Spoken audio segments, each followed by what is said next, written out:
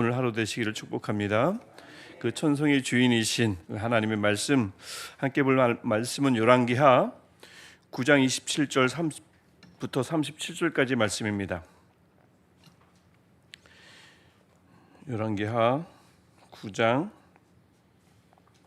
27절부터 37절까지의 말씀, 우리 한 절씩 오늘도 교독하고 마지막 절 37절은 함께 읽도록 하겠습니다.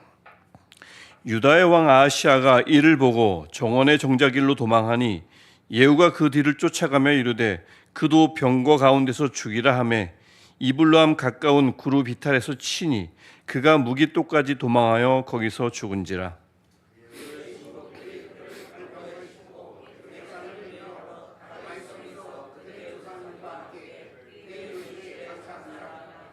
아합의 아들 요람의 제11년에 아하시아가 유다 왕이 되었었더라.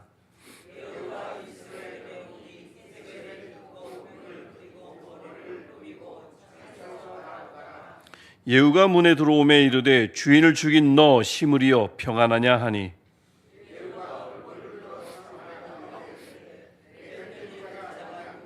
누구냐 하니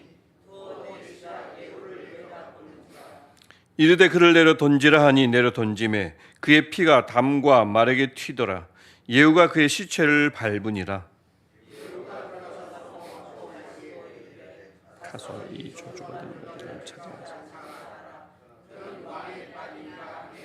가서 장사하려 한즉 그 두골과 발과 그의 손 외에는 찾지 못한지라.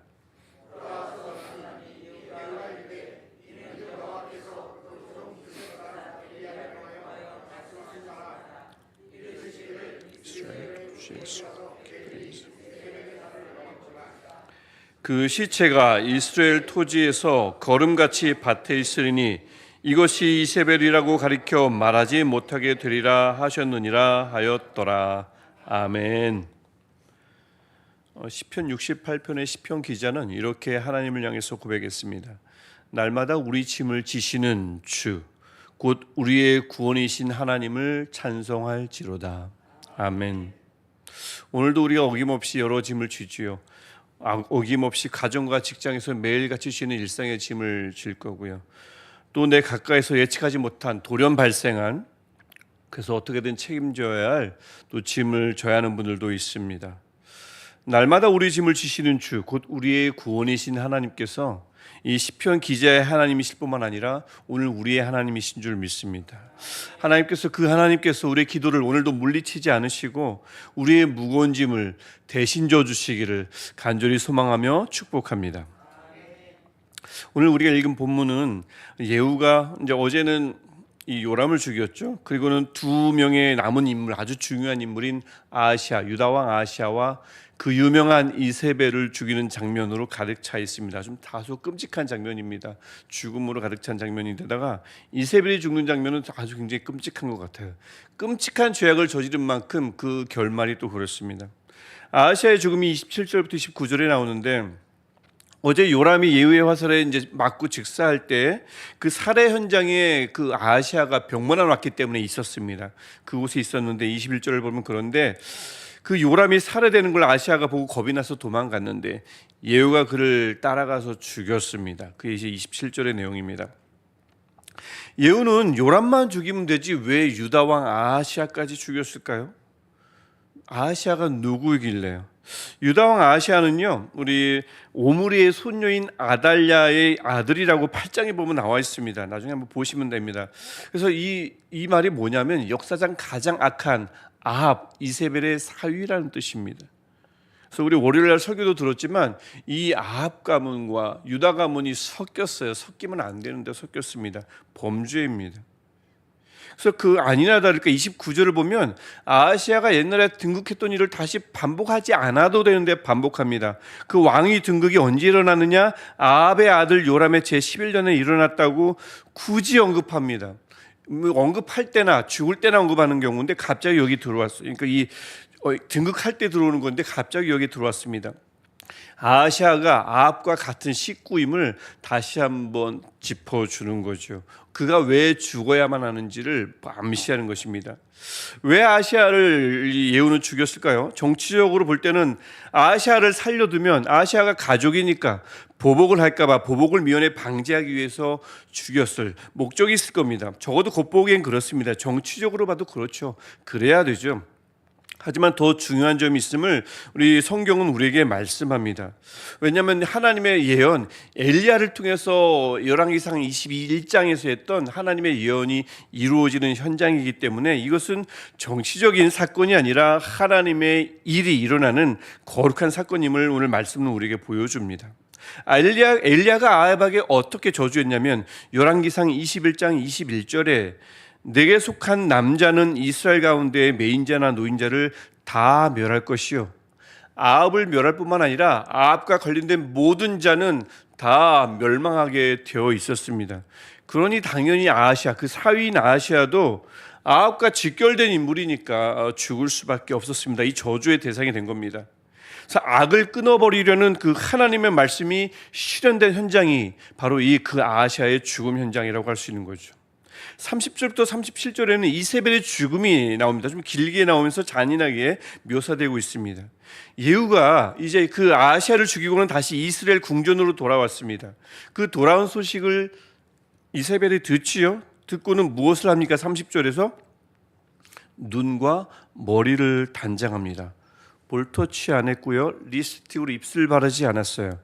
이게 제가 뭐 농담 같지만 그게 아니고요. 죽음을 앞두고 어떤 자신을 정돈하려는 화장이 아닙니다. 그럼 전체를 꾸몄어야 되는데 바알 숭배자의 정식 화장이라는 해석이 굉장히 많습니다. 그 대세인 것 같고 저도 그게 맞는 것 같아요. 죽음을 직감했습니다. 이제 내 차례구나. 직감했을 때 그가 누구인지를 끝까지 다시 한번 보여주는 겁니다. 나는 바알 숭배자라는 것을, 나를 죽여라. 나는 그래도 바알 숭배자라는 것을 눈을 그리고 머리를 단장함으로써 보여줬다고 해석하는 것이 가장 적절해 보입니다. 어떤 해석은요, 예후를 유혹하려고 화장했다고 하는데 그건 아닌 것 같아요. 유혹하려고 했으면 이런 말을 하지 않을 것 같아요. 시무려 평안하냐라고 말하지 않을 것 같습니다. 그러니까 이 이세벨이 보면 보통 인물이 아닌 건 맞아요. 이게 보통 인물이 아닙니다. 그래서 예후가 들어오는 것을 보자마자 31절을 보면 주인을 죽인 너 시무려 평안하냐, 살려고 했으면, 유혹하려고 했으면 이런 말을 했겠습니까? 왜 시무리라고 할까요? 이 시무리는 이세벨이 의도적으로 한 얘기입니다. 시무리는 이스라엘 왕을 죽이고 7일 만에 죽임당한 군대 장관이었습니다. 엘라 왕을 죽이고 열왕기상 16장에 보면 나오는데 7일 만에 죽임당한 사람입니다. 그래서 그 사람 이름을 굳이 시무리여 하면서 예후를 그렇게 부르면서 너도 금방 죽을 것임을, 얼마 못 갈 것임을 저주하고 있는 것입니다. 구걸에도 살까 말까 하는데 어떤 책을 보면 이세벨이 실수했다, 상황을 잘못 판단했다라고 하는데 그 책이야말로 본문을 잘못 읽었습니다. 그 책이 너무나 중요한 책이어서 제가 말하면 너무 이렇게 좀 공격하는 것 같아서 힌트를 드리면 이 본문의 배경이 되는, 우리가 왜 이 본문을 읽어야 되는가, 그 배경이 되는 책이긴 한데 또 이세벨이 살 수가 있었는데 괜히 시무리라고 말하고 그리고 저주를 함으로써 죽음에 이르렀다, 잘못 판단했다고 했는데 잘못 판단한 게 아니고 이 인물은, 이세벨은 보통 인물이 아닙니다. 죽음을 직감하고는 자신의 정체성을 드러내고 그를 바로 저주하는 것을 볼 때 굉장한 인물이면 분명합니다. 아주 악랄한 인물인 거죠, 나쁘게 말하면. 그래서 이 예후가 그 말을 듣고는 주저할 필요가 없습니다. 또 예후가 바로 죽지도 않았어요. 28년 동안 통치했습니다. 말도 틀렸고요. 예언자도 아니니까 주저할 것 없이 이 32절을 보면 내 편이 될 자가 누구냐라고 하자 방금 전만 해도 이세벨을 섬겼던 그 내시들이 서너 명 포섭이 됩니다. 그리고는 이세벨을 밀어 떨어뜨려서 바로 죽입니다. 그게 33절 내용입니다.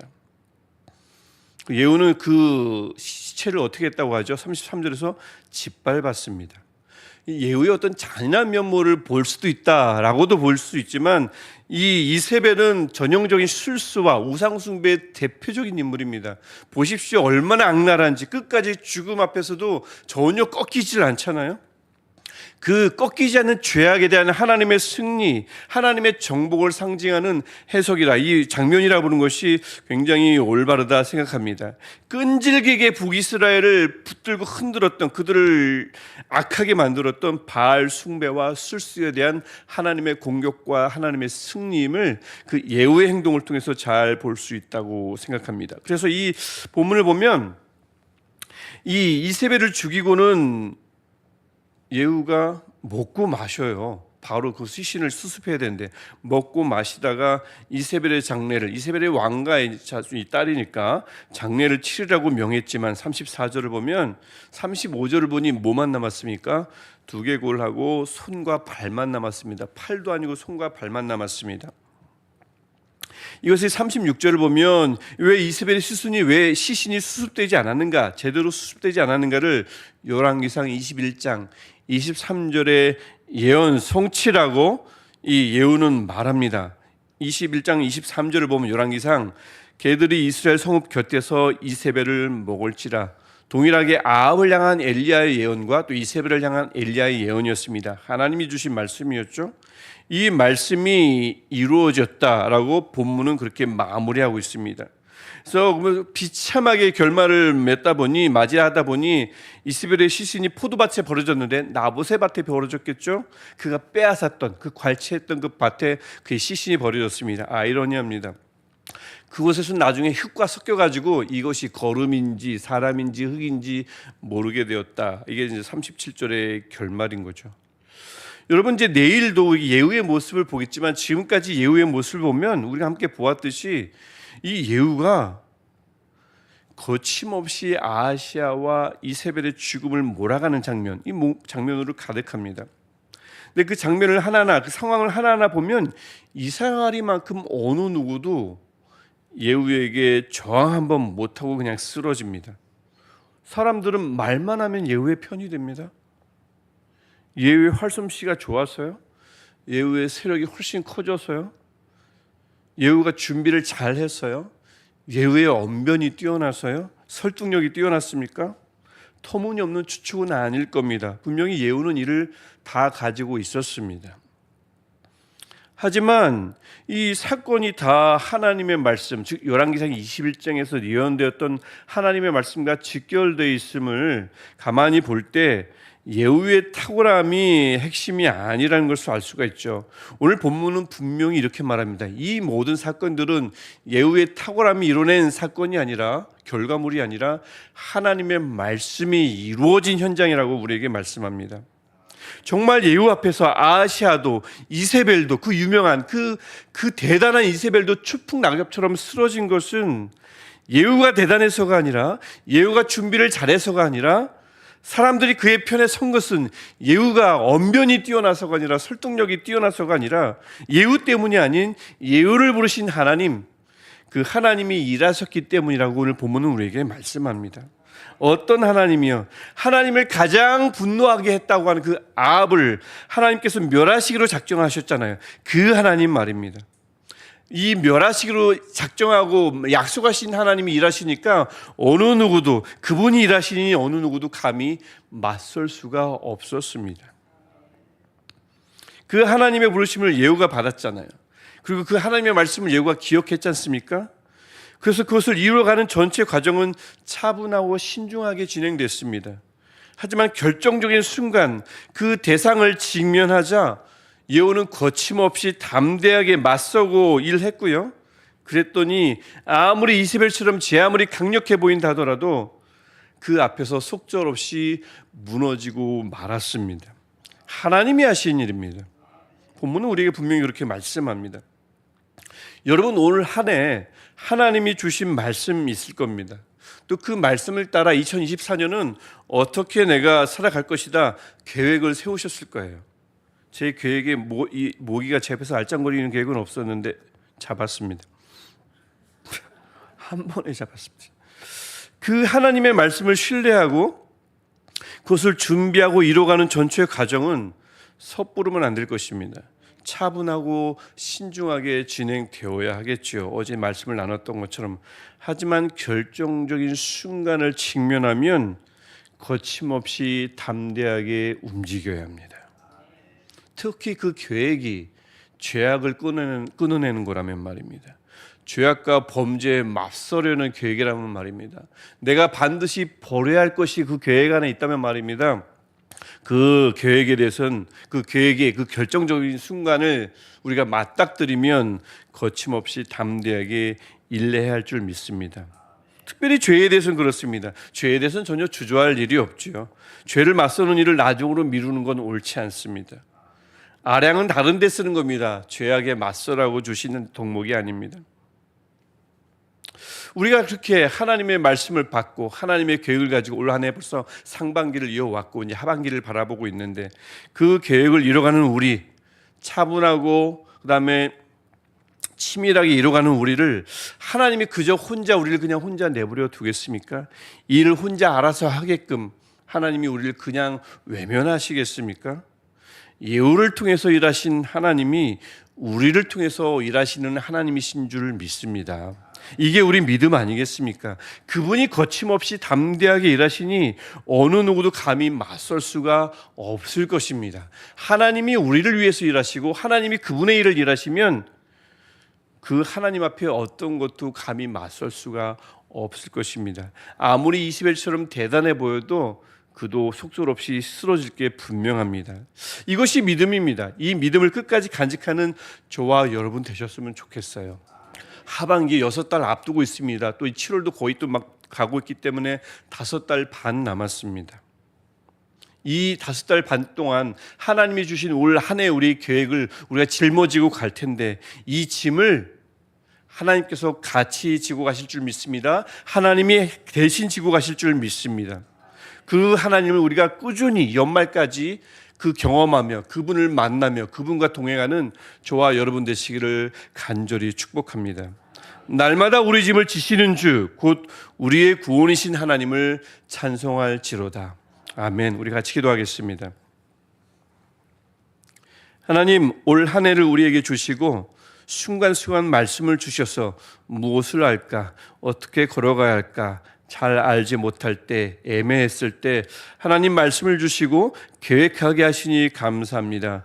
하나님 주신 이 말씀을 따라 주신 계획을 잘 이뤄나가게 하시되 꾸준히 잘 이뤄나가게 하시되 신중하게 이뤄나가게 하시되 결정적인 순간에는 거침없이 담대하게 움직일 수 있는 용기를 주옵소서. 하나님, 우리가 그렇게 일할 때에 우리의 능력 때문이 아니라 그 계획을 주신 하나님이 일하심으로 모든 것들이 거침없이 담대하게 이루어질 줄 믿습니다. 그래서 하나님, 남은 달도 남은 5달 반도 하나님께서 대신 일해 주시며 하나님께서 우리의 짐을 대신 져 주셔서 그 모든 과정이 하나님에 의해서 진행되게 하시고 그 모든 일이 하나님이 구원하시는 일 되게 하시사 하나님의 손을 단 한순간도 놓치지 않는 올 한 해 될 수 있도록 주님 도와주옵소서.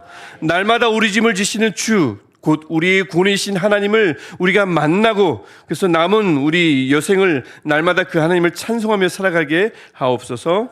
예수님의 이름으로 기도합니다. 아멘. 하늘에 계신 우리 아버지, 아버지의 이름을 거룩하게 하시며 아버지의 나라가 오게 하시며 아버지의 뜻이 하늘에서와 같이 땅에서도 이루어지게 하소서. 오늘 우리에게 일용할 양식을 주시고 우리가 우리에게 잘못한 사람을 용서하여 준 것 같이 우리 죄를 용서하여 주시고 우리를 시험에 빠지지 않게 하시고 악에서 구하소서. 나라와 권능과 영광이 영원히 아버지의 것입니다. 아멘.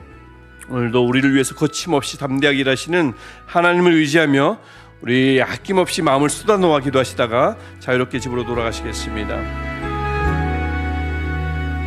하나님,